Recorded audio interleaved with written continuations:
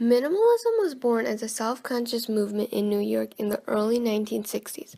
Its leading figures included Frank Stella, Donald Judd, Sol LeWitt, and Dan Flavin. Minimalism was one of the many labels applied by critics to describe the simple geometric structures that these artists were producing. Much of the minimalist techniques and styles was shaped by a reaction against abstract expressionism. Minimalists attempted to remove the appearance and composition from their work. They used art styles which would lead to the sense that the meaning of the object lay not inside it, but rather on the surface of the piece. The new style emerged from the viewer's interaction with the object. Minimalist paintings are very precise, and they usually include abrupt transitions between color areas. They incorporate geometric forms which result in flat, two-dimensional space. To highlight the differences in the sculptures between the different parts of the whole piece, minimal objects or sculptures were often several arrangements of simple geometric bodies such as cubes. Sculptures encouraged the viewers to be conscious of the space. They also shared common space as simple as other objects in the world. The characteristics of minimalism include clarity and simplicity of form, no narrative, no specific content or references, emphasis on pure shapes, often monochromatic surfaces. Minimalists wanted their viewers to experience their work without the distractions of the normal everyday traditional artwork such as composition, theme, and other elements. The medium and the material of the work was its reality, and was what the minimal artist wanted to portray. The materials that were used were used just because. They were not used to symbolize anything or mean anything. Also, color was not used to express feeling or mood, but simply to be used as a way to interact with the space. The work tried to evoke a response from the viewers in terms of their relationship between the elements of the work and their thoughts of it. Minimalists rejected the idea that art should reflect personal expression of the creator. It shouldn't. It should express their reaction. Minimalism questioned the nature of art and its place in society. Although some deemed minimal artists to be unapproachable and barren, others saw them as pure geniuses, and they saw the effect that minimalist theory had on the postmodern art. Frank Stella was one of the most well-known minimalist painters in the 1960s and 1970s. In 1959, Frank Stella gained early recognition with his series of black-striped paintings that changed the way people looked at abstract expressionism. Stella used his painting series to lead the abstract expressionism movement. His black painting series consisted of detailed parallel black stripes which were produced by smoothly applied paint. They were created on a much thicker canvas rather than the conventional canvases, because the thicker canvases emphasized their objectiveness, in contrast to the thin quality of the ordinary canvas. The striped pattern served as an electronic space out of the painting at a constant rate, according to Stella. This series was intended to emphasize the flatness of the canvas and change the viewer's awareness of paintings as two-dimensional surface covered with paint, thereby changing the notion of painting as a window onto three-dimensional space that emerged in the earlier art movements. Black paintings also served as an important transition from abstract expressionism to minimal art. Frank Stella created complicated works that seemed to follow a natural progression, dynamism, and scale. Stella focused on the basic elements of artwork: color, shape, and composition. He expanded his original monochrome palette to bright colors, as well as expanding his moving painting to 3 dimensions through the use of other elements. Stella believed that colors are chosen, not based on what a color something is supposed to be, but what it should be. Italian painter Caravaggio developed illusionistic tricks that suggested that their subjects emerge out of the canvas and into space of the viewer. Several centuries later, Stella took his innovation one step further by literally extending painting into the third dimension in his painterly reliefs, which entered the viewer's space with their incorporation of protruding materials. This explored the tension of the colors on a flat surface of the canvas, as well as the optical effect of the protruding. One of Frank Stella's most famous sculptures was called Shubigi, which was created in 1978. This piece is an example of how Stella expanded the category of painting. Stella used painted aluminum forms that jut out of the viewer's space, increasing the work's object-like nature and diminishing their appearance as paintings. This piece was a part of a series known as Indian Bird Series. Even though he used a lot of three-dimensional materials for the series, Stella considered the Indian Bird series to be paintings. Stella began his series in 1977 while he was staying in Ahmedabad. He named the pieces after birds he found there. In his exploration of formal issues, Stella worked on a series, developing increasingly complicated variations on selected themes. In contrast to the monochrome black paintings, the Protractor series, to which Haran 2 belongs, uses a vivid palette and composition consisting of rectangular shapes on curving and circular forms. The stripes are used to showcase the flatness of the piece, reminding the viewer that a painting is just a canvas covered with paint. This concept is reinforced by the use of a shaped canvas, which further denies the painting's status as an illusion and enhances its object-like quality. The Protractor series are circular or curvy works of art. Every shape is defined by a pair of horizontal and vertical lines that intersect at right angles. The gridded pattern that is formed over the decorative arts through the device of a protractor and the use of almost psychedelic color, a combination of acrylic and fluorescent pigments. Stella brought abstraction and decorative pattern painting into a manner that challenged the conventions of both traditions. Frank Stella created another set of series called irregular polygons that were based on simple geometric shapes. Each of the compositions in it combined varying number of shapes to create daringly irregular outlines. Stella made 4 versions of each composition and varied the colors for each of them. This marked a radical shift from Stella's earlier striped works in their use of large fields of color. Frank Stella is one of the greatest living artists whose impact is felt in the works of many American artists and style. He never regarded himself as a minimalist, but his black paintings secured their place in history by inspiring artists such as Carl Andre to create sculptural objects that have no expressive content, and they were only marked by their appearance and their anonymous use of repeated forms. Stella's color variations and the exploration of circular motifs and shapes influenced many other artists, as well as it served as a catalyst basis for the developments of such fields of color fielding painting and post-painterly abstraction. Donald Judd was an American artist whose rejection of both traditional painting and sculpture led him to create a new type of art built upon the idea of the object as it exists in the environment. Judd combined the use of highly furnished industrial materials such as iron, steel, plastic, and plexiglass to give his work an impersonal, factory-made look and feel to it. Judd's goal was to make objects that stood on their own as part of a larger field of image making, and make objects that did not allude to anything beyond their own physical appearance. This work represents one of Judd's early styles in the minimalism movement. This work exists as an object rather than as something that belongs to the privileged and to the remote world of art.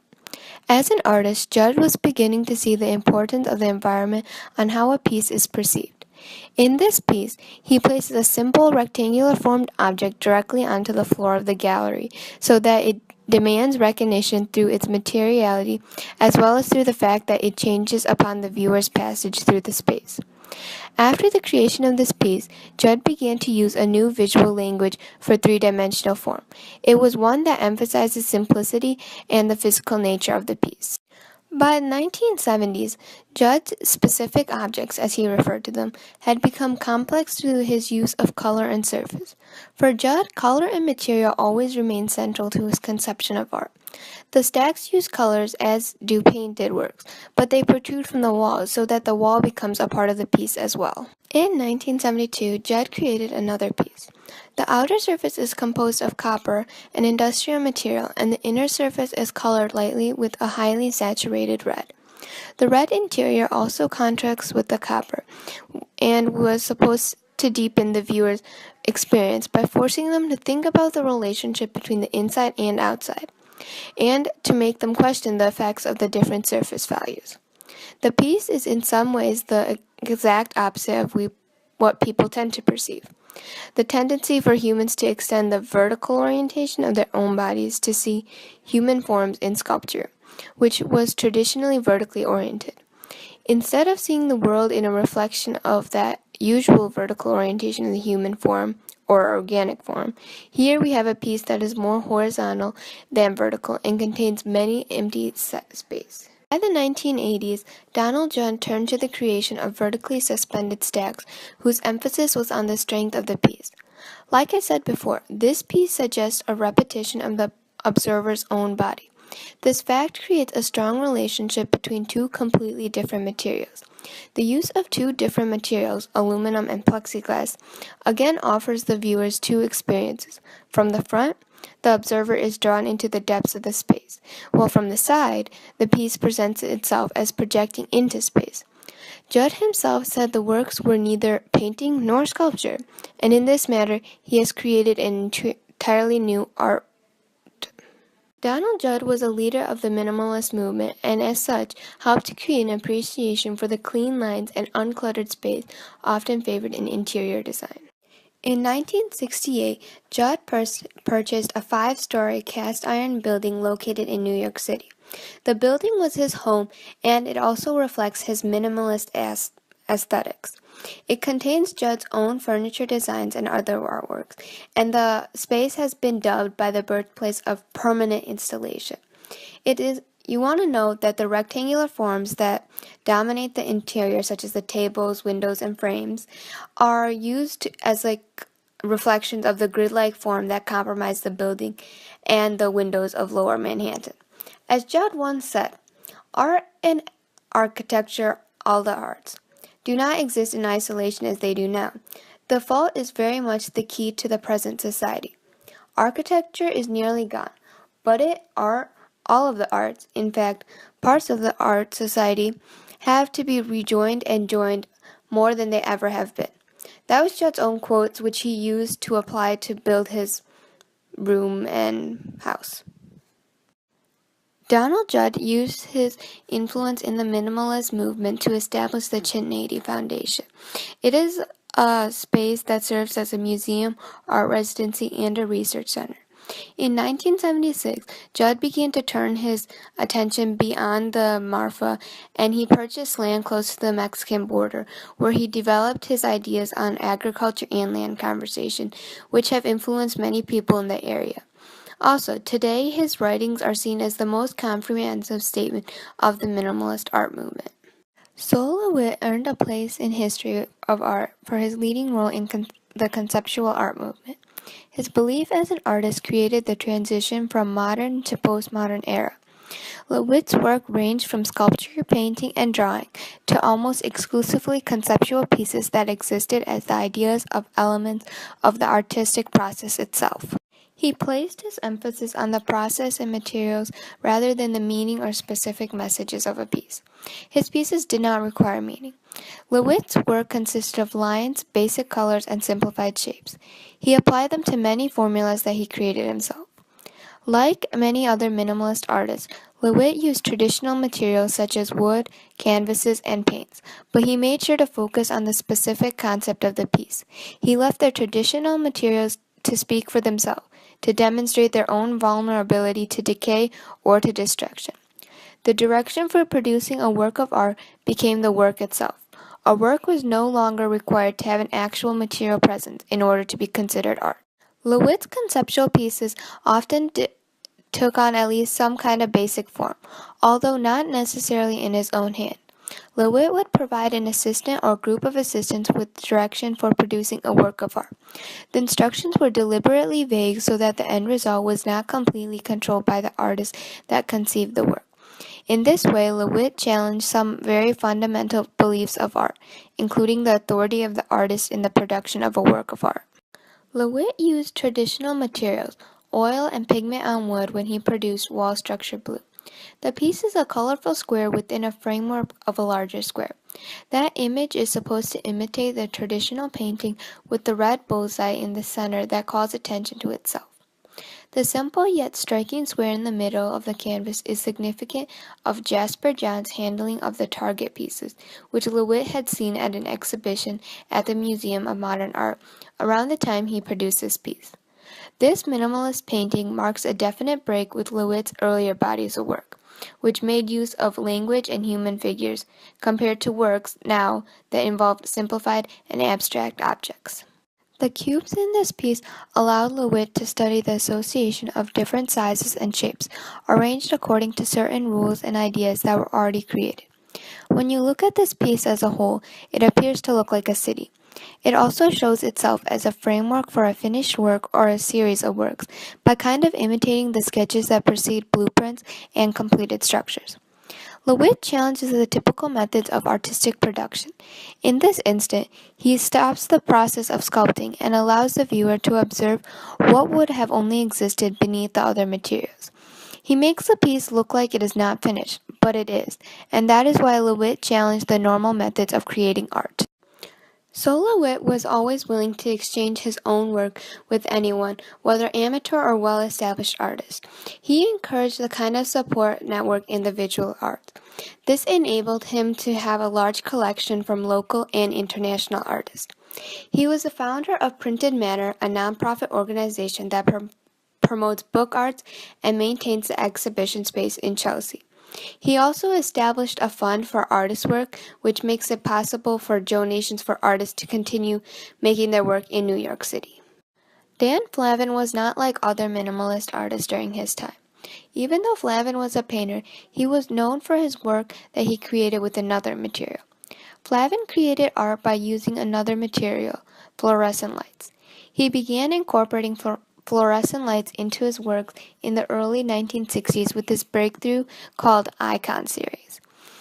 Working with prefabricated materials allowed him to focus on the light itself and the way in which it transformed the space that the exhibition was located in. The tendency for Flavin to prefer prefabricated industrial materials and simple geometric forms together, where the emphasis was placed on the physical space occupied by the artwork rather than the meaning itself, as well as the viewer's interaction, is what aligns Flavin's work with that of other minimalists. Dan Flavin explored themes related to space and light. He used fluorescent light types and regarded the space in which they are installed as part of the piece. With the effect of light and space taking the place of ordinary objects, the work became dematerialized. This piece is one of the pieces in Flavin's Icon series. They were 8 colored square box forms that were constructed with fluorescent lamps and incandescent bulbs attached to their sides and sometimes beveled edges. Most of Flavin's work were untitled and were created as a dedication to friends, artists, critics, and other individuals. His piece, Icon 5, Corin Broadway's Flesh, was intended as a tribute to a young English homosexual who loved New York City. The 28 bulbs surrounded the painted wooden ground were designed as the artists as candle lights. According to Flavin, they gave the surface a rosy, flesh-like impression that generates a type of glow that stands in contrast to the bold coloring of Flavin's other icons. Flavin himself remarked on this work, "Beyond structure and phenomenon, I have tried to infect my icon with a black magic, which is my art. I know this is hard to cope with, but I have succeeded. Corin's Broadway Flesh, you will hold you simply." Here are some other pieces that were featured in the Icon series. Over the decades that followed, Flavin continued to use fluorescent lights to explore color, light, space in works that filled galleries. He began to make use of variety forms, including corner pieces, barriers, and corridors. Dan Flavin created a very famous pieces known as Monuments to V. Tatlin, in homage to Russian conservative sculptor Vladimir Tatlin, which he continued to produce between 1964 and 1990. They were 39 monument pieces that were created for Tatlin. These pieces were an arrangement of tubes that recall Vladimir Tatlin's efforts to combine aesthetics and technology. Flavin's monuments were made out of light bulbs that were either burned out or turned off, which have an element of impermanence that is used to remember the ghosts of talents unrecognized projects. As Flavin stated, these pseudo-monument structural designs for clear but temporary cool white fluorescent lights were to honor the artist ironically. Dan Flavin's light art falls well in within the minimalism category, but it makes an important departure from minimalism due to the fact that fluorescent tubes eventually burn out. But even though they burn out, the quality of light is really good otherwise to standards compared to standards such as steel, aluminum, concrete, plastic, glass, etc. So that makes Flavin's legacy less about his work as a significant minimal artist, but then its ability to look beyond the movement and even stand outside of the real artistic movement. He also paved the way for many other artists including Robert Irwin, James Tullis, Spencer Finch, and others. Carl Andre played a significant role in the minimalist movement. His most significant contribution to the movement was to make sculptures that simply involved sorting and placing rather than sculptures that were created by carving, sculpting, or constructing. During the 1960s and 1970s, many of his pieces came to redefine the nature of sculpture for the future generations. Andre is a sculptor who neither carves into substances nor models forms. His work involves the positioning of raw materials such as bricks, blocks, or plates. He uses no fixatives to hold them in place. The characteristics of every material he selects and the arrangement and position of the sculpture in its environment forms the substance of his art. All of Andre's pieces are installed by Andre himself to ensure that everything is measured and scaled correctly. Once a piece is installed, his sculptures can be dismantled and reconstructed in different locations without his direct involvement. In 1966, Andre began to describe his work as sculptures as place. Andre defined place as an area within an environment which has been altered in such a way as to make the general environment more conspicuous. In 1966, Carl Andre created a piece called Spill, also known as Scatter Piece. Andre has always claimed that he looks to the individual properties of materials to determine how they should be used in a piece. Since the piece and Spill were too small to examine, Andre just dropped a bag of tiny pieces onto the floor. This work became an important part of defining process art, a term which was used to distinguish recent works which did not seem to fit the definitions of minimal art. Minimalism was often associated with sculptures which had rigid, defined geometric forms, yet had more and more artists were producing objects which appeared simply to have been scattered or dropped or were made from processes as a way of highlighting that the process for creating the piece rather than focusing on the piece and the meaning of it.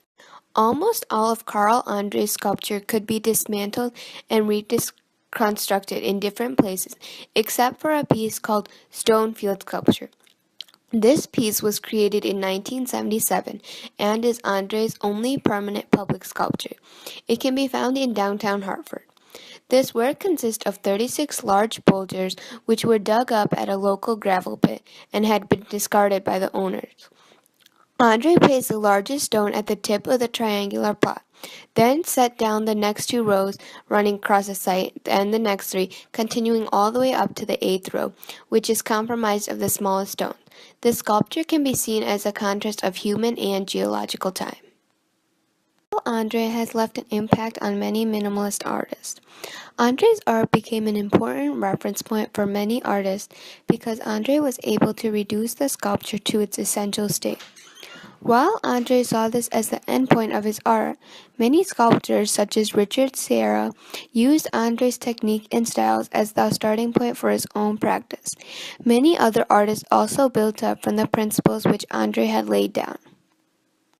By the late 1960s, minimalism was beginning to show signs of breaking apart as a movement because various artists who had been important to the movement and its early development began to move in different directions. When minimalist artists first began to appear, many critics and vocal public figures found it cold, anonymous, and unforgiving. Critics believed that the use of industrial prefabricated materials did not resemble what they believed was art. According to them, minimalist pieces were somehow lacking in aesthetic qualities that art was normally expected to reveal, thus lessening the experience of the viewer.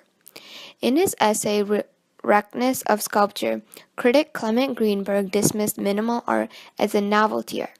He suggested that the aesthetic surprise a viewer experiences on looking at true works of art is long-lasting and important, while novelty art items provoke no more than a momentary surprise that is superfluous.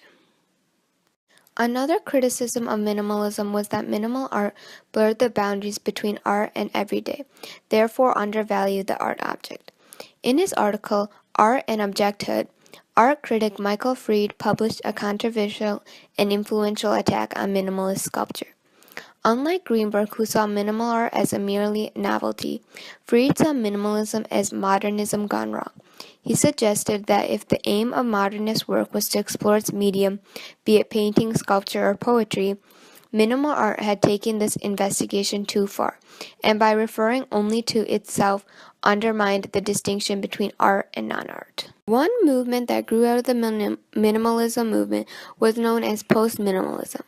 Post-minimalism refers to tendencies such as body art, performance, process art, site-specific art, and aspects of conceptual art. Post-minimalists pursued very different goals. Many reacted against the movement's earlier impersonality, trying to invest sculpture once again with emotionally expressive qualities. Some post-minimalists share the minimalist interest in abstraction and materiality, yet rejected their use of industrial materials. Minimal art is related to a number of other art movements such as conceptual art, in the way that the finished work exists as a way to convey a theory, or in pop art where they have the shared fascination with impersonal shapes and meaning, and land art in the construction of simple art shapes. Minimal art proved highly successful and has been enormously influential in the development of art in today's society. In today's societies, many minimalist artists have begun to create pieces known as installation art. Installation art is called site-specific art, meaning that the site or the place is the only place where the site or the object can be shown.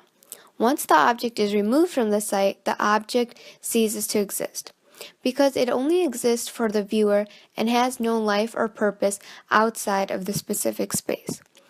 An installation is a temporary arrangement of objects in a space, usually a museum or a gallery room, and it can also be mounted anywhere, inside or outside. Installation art was a large product of the years that followed the dominance of abstract expressionism and minimalism. Minimalism is a form of abstraction. It focuses on the most essential and elemental aspects of an object. Minimalism reached its peak during the mid-1960s to the mid-1970s, but many of its practitioners are still alive and doing well today. Dia Bacon, a museum of mainly minimalist pieces, exhibits a permanent collection of the best-known artists in the movement. For example, Michael Heiser's North, East, South, and West is permanently installed on the premises. In 1967, Michael Heiser created the piece North, East, South, West in wood and sheet metal, putting two of the four elements, North and South, in the ground in the Sierra Nevada in California. The work has now been constructed in its entirety as a permanent feature of the Diaz Museum in Beacon. The piece contained four diverse sculptural elements: two stacked cube forms, one large and one small, which represents north, a cone to represent south, a triangular shape to represent west, and an inverted cone to represent east. All of these elements together measure more than 120 feet in length and sink from the floor of the gallery to a depth of 20 feet. When the work was first developed, such dimensions had no precedent of the recent art forms. Although the original nature of minimalism went out of fashion in the 1980s art world, certain characteristics of the style entered the later generation of artists. Critics do agree that minimalism was a turning point in the history of modernism, and it still remains highly influential today. In recent years, the term minimalist had also been applied to interior, furniture, graphics, and fashion designers whose work contains clean, strong lines and space decorations. So look around you. The things in your home may have been created based on minimalist ideas. Minimalism has become a popular interior design style as being more livable and softer, rather than cold and dark as perceived in the past. To summarize everything, minimalism often blurred the lines between sculpture and painting and was characterized by unitary, geometric forms and industrial materials. Minimalists believed that action painting was too personal and insubstantial, so they adopted the point of view that art should not have any meaning. It should not refer to anything but the piece itself. Minimalism made works that avoided the appearance of fine objects. They tried to remove the appearance of composition from their work.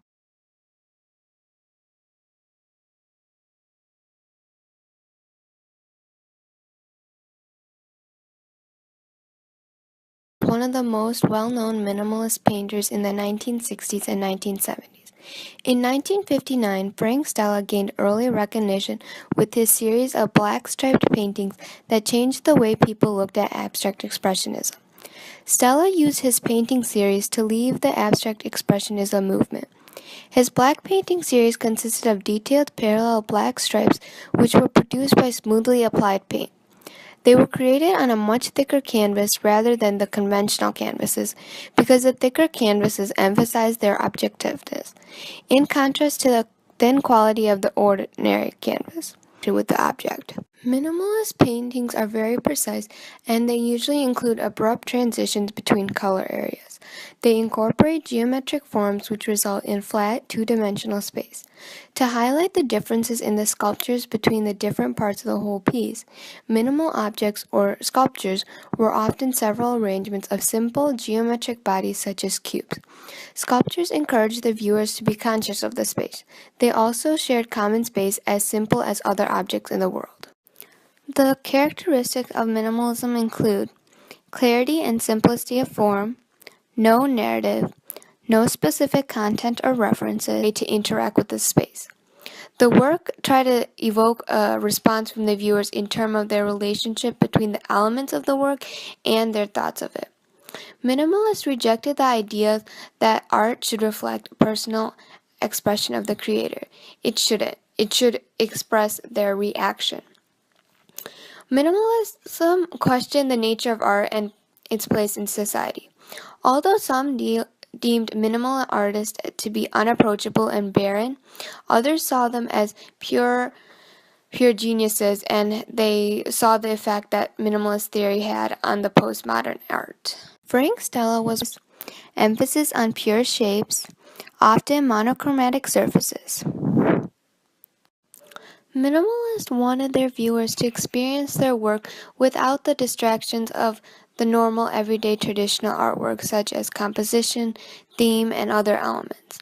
The medium and the material of the work was its reality, and was what the minimal artist wanted to portray. The materials that were used were used just because. They were not used to symbolize anything or mean anything. Also, color was not used to express feeling or mood, but simply to be used as a way. Minimalism was born as a self-conscious movement in New York in the early 1960s. Its leading figures included Frank Stella, Donald Judd, Sol LeWitt, and Dan Flavin. Minimalism was one of the many labels applied by critics to describe the simple geometric structures that these artists were producing. Much of the minimalist techniques and styles was shaped by a reaction against abstract expressionism. Minimalists attempted to remove the appearance and composition from their work. They used art styles which would lead to the sense that the meaning of the object lay not inside it, but rather on the surface of the piece. The new style emerged from the viewer's interaction